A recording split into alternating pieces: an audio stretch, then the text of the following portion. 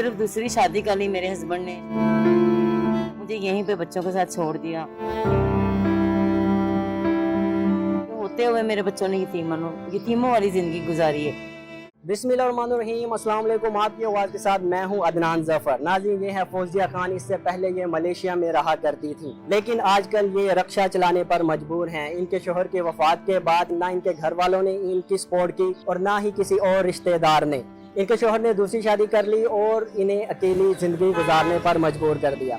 इनकी दास्तान क्या है, आइए इन्हीं से जानते हैं। पहले आप मलेशिया के आपके चक्कर लगा करते थे, हर महीने में साल में आप चक्कर लगाया करती थी, तो ऐसी क्या मजबूरी हुई कि आज आप रक्षा चलाने पर मजबूर हो गए? मजबूरी ये सिर्फ दूसरी शादी कर ली मेरे हस्बैंड ने। शादी करने के बाद उनको लेके मलेशिया चले गए, मुझे यहीं पे बच्चों के साथ छोड़ दिया। ये छोड़ देने का मतलब ये नहीं है उन्होंने मुझे तलाक या डिवोर्स दे दी, इस तरह की कोई बात नहीं कि बिल्कुल ही अलग हो गया, खर्चा देना बंद कर दिया। पर ठीक 1 साल बाद उनके घर में उसमें से एक बेटी पैदा हुई, तो मेरे हस्बैंड के वहाँ पे एक्सीडेंट से डेथ हो गई।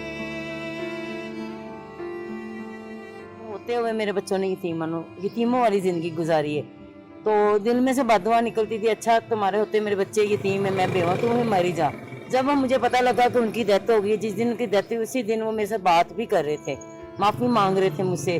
तो मैं रो रही थी, मैं उनको बता रही थी छोटे बच्चों की तरह की रफाकत आपने मुड़ के नहीं देखा। 1 साल बाद फ़ोन किया, अभी तुम्हें नहीं पता मैंने सारा कुछ बेच सोना जेवर मैं बच्चों को खिलाती रही। उसने कहा मुझे माफ़ कर दो, मैं वापस आ रहा हूँ। अच्छा, तो अभी आपका गुजर बसर कैसा हो रहा है? अभी ये रक्षा चला कर ही आप अपना गुजर बसर कर रही हैं? जी हाँ, मैं ये आज मुझे इसको 5 साल हो गए रक्षा चलाते। मैं अभी भी यही रिक्शे पे हूँ, यही रिक्शा चला रही हूँ। तो गुजर बसर, बाकी रही बात, बहुत मुश्किल से होती है। पहले जो घरों में काम करती थी, अब तो वो नहीं मैं करती। कुछ ना कुछ कपड़े ला के घर में धो के प्रेस करके उनको दे आती हूँ। उसके अलावा मैं सिलाई का भी घर में करती हूँ, अगर कोई मुझे दे देता है, क्योंकि मैं रहती हूँ किराए पे। जब मेरा मकान चेंज होता है ना, तो वो जिनके कपड़े सिलाई करती है ना, तो वो भी कहते हैं कि हम आपके पीछे कहाँ आए। तो ये रिक्शे के ऊपर बस धक्के खाती हूँ, अपने बच्चों को भी छोड़ आती हूँ। कुछ थोड़े से बच्चे हैं, 2-3 हैं बच्चे, उनको भी ले आती हूँ, उनको भी छोड़ आती हूँ। भाग दौड़ इसी तरह जिंदगी में है, जरूरतें पूरी नहीं, किराया आ जाता है, किराया देते थे, बिल आ जाता है, इसी तरह। जब आपके शोहर की डेथ हो गई तो उसके बाद क्या आपके घर वालों ने भी आपको नहीं पूछा? नहीं, मुझे किसी ने नहीं पूछा, क्योंकि मैं खुद पहले इतनी सी थी, मैं उनको देती थी और मैंने उनको बताना मुनासिब भी नहीं समझा और मांगना भी नहीं समझा। किसी ने सपोर्ट की ना, वो इतनी उनकी हैसियत थी कोई मेरी सपोर्ट। उन्होंने फिर दूसरी शादी कैसे कर ली? उनके पास पैसे बहुत ज़्यादा आ गए थे, अमीर हो गए थे। उसने कहा मेरे साथ तो बंदा ही कोई नहीं है। पहले मैं उसको ठीक लगती थी, मेरी तालीम नहीं थी, उसके बाद ज़्यादा कुछ पैसे आ गए, मैं उसका अनपढ़ भी नजर आने लग पड़ी। अच्छा, जिससे उन्होंने दूसरी शादी की, तो क्या वो पढ़ी लिखी खातून थी? जी, वो ये कि स्कूल टीचर थी, कोई इसको भी तलाक वगैरह हुई थी, उसने इनसे शादी की थी, वो पढ़ी लिखी थी। उनकी दूसरी शादी से पहले उनका रवैया आपके साथ बिल्कुल ठीक था? जी, मेरे साथ इस तरह था कि जैसे हवा और इंसान का रिश्ता होता है, हमारा ऐसे ही था, बिल्कुल इतने क्लोज थे। और मैंने कभी सोचा भी नहीं था कि मेरे साथ ये होगा। मेरी कभी कोई गलती भी नहीं थी और ना हमारी कभी आपस में कोई लड़ाई झगड़ा हुआ था।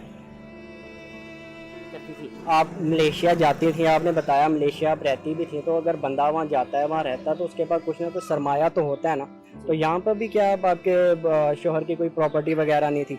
मेरे शोहर की प्रॉपर्टी है, सब कुछ है, हमें नहीं मिला। और मेरी सास जो है ना मलेशिया में, उन्होंने कभी पूछा नहीं, तो हमें वो क्या देती, सब कुछ तो वो ले गई।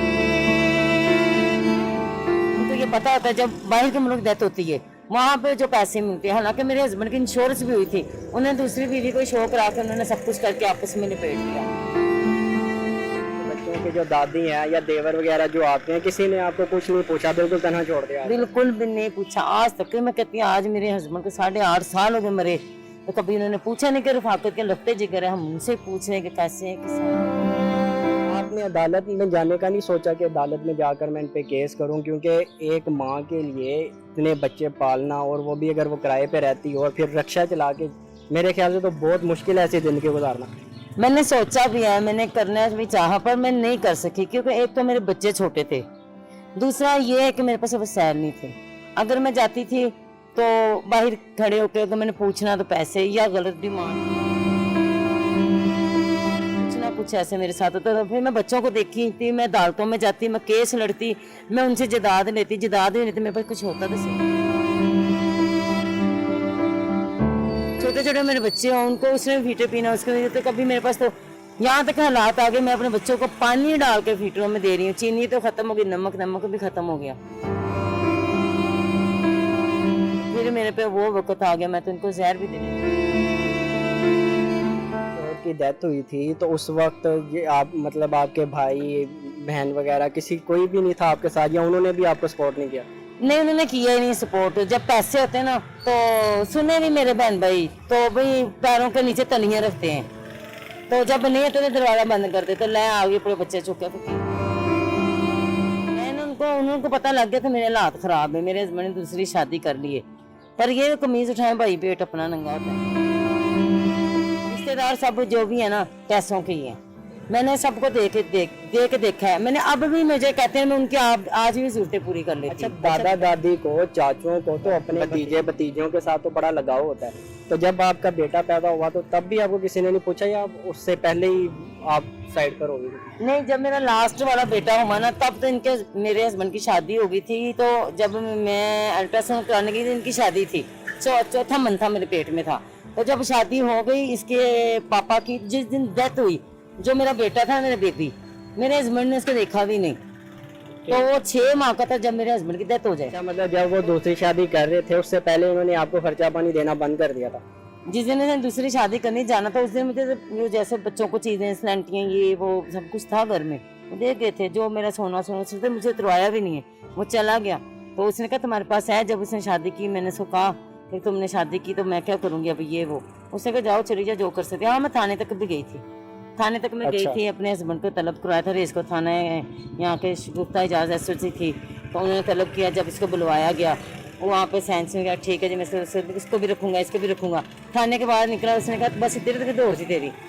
तो अब वो उधर को चला गया, तो मैं इधर घर को आ गई। मैंने समझा आज अगर नहीं आया। जब आया तो उधर से उसकी लाश आई ताबूत में, इधर ही काचीपुरे फतेहगढ़ वाली साइड में, वहीं पे इसको दफन कर दिया बस। बच्चों का गुजर बसर कैसा हो रहा है? इनमें आप स्कूल भेज रही हैं बच्चों को कि नहीं? जी हाँ, मैं अपने बच्चों को स्कूल भेजती हूँ, इनको ट्यूशन भी भेजती हूँ। माशाल्लाह अल्लाह का शुक्र है, मेरे बेटे ने भी कुरान पाक पढ़ लिया, बेटी ने भी पढ़ लिया, बाकी ये छोटे भी पढ़ रहे हैं। इनको इकरा में डाला हुआ है, उनकी भी फीसें देनी पड़ती हैं कि चलें हिफ्ज़ कर लें। तो अल्लाह का शुक्र है, फिर भी जी रहे हैं।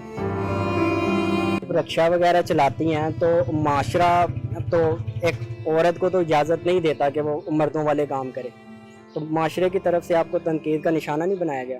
हाँ, बनाया गया, बड़ा कुछ कहा गया है, तंज़ी अल्फाज बोले गए हैं, लड़ाइयाँ भी कर लेते हैं, आगे आके मोटरसाइकिल लगा लेते हैं रास्ते पे, लोग जी रिक्शा चला रही है,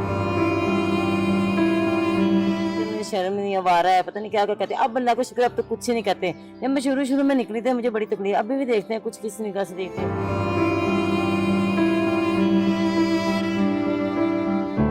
मैं नहीं परवाह करती, मैं अपने काम से काम रखती हूँ। माशाल्लाह से अभी भी आप जवान हैं, तो कभी आपने सोचा नहीं कि मैं दूसरी शादी कर लूँ, मेरा कोई सहारा बन जाए, मेरे बच्चों का कोई सहारा बन जाए? सहारा कोई किसी का नहीं बनता। बाकी जवान तो अब रहे नहीं, अब तो बुढ़े हो गए हैं। अल्लाह पाक जिस तरह इंसान को रखे, अल्लाह का शुक्र है। तो सहारा मेरा अल्लाह ही है, बस सहारा कोई नहीं किसी का बनता, और ना मैं बनाना चाहती हूँ। मैं अपने बच्चों के साथ ज़िंदगी बसर करूँगी अल्लाह ताला की रज़ा के लिए, क्योंकि ये भी एक इबादत है बच्चों को पालना। बिल्कुल नाज़रीन, हदीस नबवी भी है, रोज़े महशर जब हुज़ूर सल्लम जन्नत में जा रहे होंगे तो उनकी उम्मती कुछ औरतें उनसे आगे निकल जाएंगी। तो जब हुज़ूर पाक सल्लम उनसे पूछेंगे कि तुम कौन औरतें हो, तो वो बोलेंगे कि हम आपकी वो उम्मती औरतें हैं जो जवानी में बेवा हो गई और अपने बच्चों की खातिर उन्होंने दूसरी शादी नहीं की। अच्छा, आखिर में आप क्या पैगाम देना चाहेंगे अपने ख़ानदान में? चाहिए शर्म करनी चाहिए इनकी दादी को भी, इनके नानकों को भी, मेरी बहनों को भी, जो मेरे साथ बुरा कर रही हैं, स्टम भी कर रही हैं, मुझे बातें भी कर रही है, मेरे हर इंटरव्यू के नीचे कमेंट के नीचे मुझे बुरा भी लिख रही हैं, मुझे बता भी रही हैं। उनको शर्म करनी चाहिए। बाकी अगर आवाम की बात करते हैं, उनकी मैं शुक्रगुजार हूँ, वो मेरी इज्जत करते हैं, मुझे अच्छे कमेंट लिखते हैं मेरी, चाहे वो हेल्प करते हैं या नहीं करते, जो करते हैं मैं उनकी भी शुक्रगुजार हूँ। जो मेरे इंटरव्यू लेते हैं, आप लोगों की टीमों की भी मैं शुक्रगुजार हूँ। अपील मेरी पाकिस्तान पंजाब जो हमारे हुक्मरान हैं उनके आगे हाथ जोड़ के, मैं इसी तरह हाथ जोड़ के अपील करते हैं आज फिर।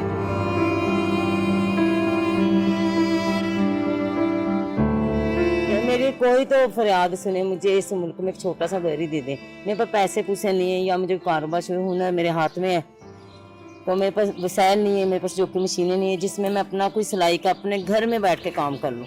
तो मैं हाथ जोड़ कर फिर कहती हूँ कि मुझे कुछ इस तरह कर दिया जाए, तो मेरी ये रिक्शे से जान छुटी, अगर नहीं छुटती मुझे कोई बंदी रिक्शा लेके दे दो। मैं सबके आगे हाथ जोड़ के कहती हूँ, बस इसके आगे कुछ नहीं कहना चाहूँगी। इन्ना माल उसरी युसरा, हर मुश्किल के साथ यकीनन आसानी है। और कामजीद की जो आयात हैं वो पत्थर पर लकीर के बराबर हैं। जो अफराद दर्द दिल रखते हैं, हम उनके लिए इनका नंबर नीचे चला देंगे। अगर आप इनकी माली मावनत करना चाहें तो इनका जायज़ कैश इसी नंबर पर बना हुआ है, आप ज़रूर इनकी मदद कीजिए। अगर आपको हमारी वीडियोस अच्छी लगी हैं तो हमारे चैनल आपकी आवाज़ को लाइक, शेयर और सब्सक्राइब कीजिए। अपने मेज़बान अदनान ज़फ़र को इजाज़त दीजिए। अल्लाह हाफ़िज़।